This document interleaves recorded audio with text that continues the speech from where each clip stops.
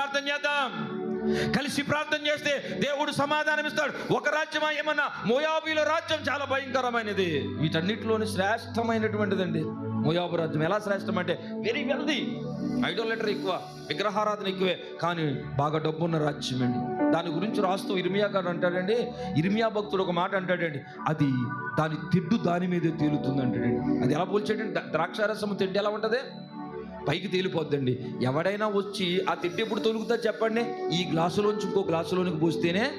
అంటే ఒక్కసారి కూడా అది శ్రమలో ఎక్కడికి బందీగా వెళ్ళలేదు. ఆ దేశం అందరినీ బందీలుగా తీసుకొత్తమే కానీ, అందరినీ చెరకు తీసుకొత్తమే కానీ, అనేక మందిని చెరగొన దేశానికి తీసుకొత్తమే కానీ మోయాబు దేశం ఒక్కసారి కూడా చెరగలేదు.